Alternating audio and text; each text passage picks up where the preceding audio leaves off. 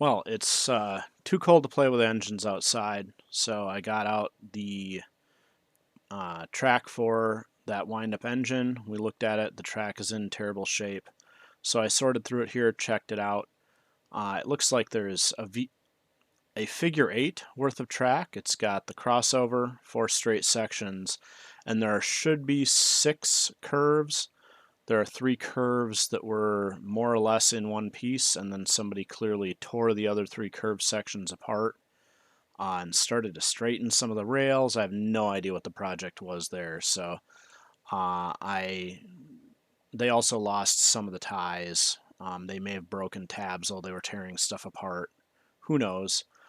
So I have the 6 parts for the other 3 curved sections, the insides and outsides, gently rebending those by hand to match the curves. One of them was straightened out pretty good. Well, pretty poorly, but mostly straight and had a lot of kinks in it. So hand straightening all that. And then there's a spare straightaway that I scavenged 2 ties from.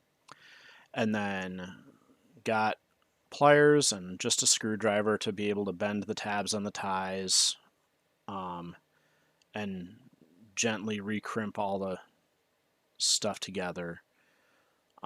There are 2 ties missing, so I'm rebuilding those ties out of popsicle sticks, and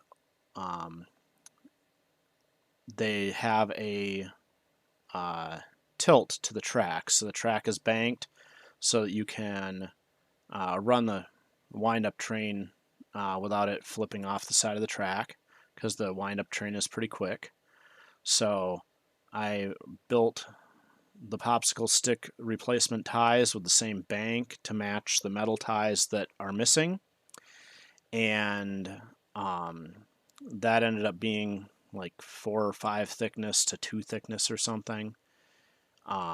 So I cut up all those pieces and glued those ties up, and then finished assembling the missing curves using the remaining ties that I had, the metal ones, and getting those crimped together while I waited for the wooden replacement ties to glue up.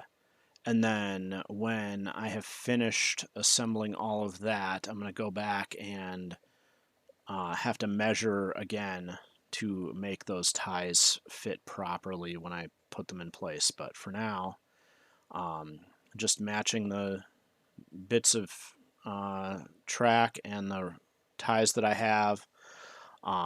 These old tin plate trains, the ones that are left are a lot of fun. They seem pretty solid, but when they were made, this stamped steel and tin plate was the cheapest way you could make anything. So at the time, they were,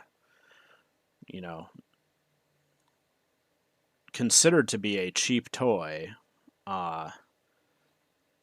And the track gets beat up pretty bad.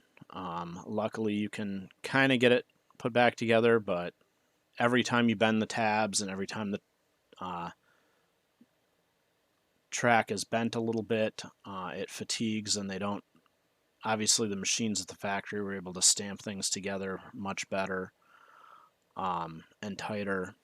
So as soon as I finished all this, I decided to go back and I just put a dab of glue on the back side of all those ties to help hold them together.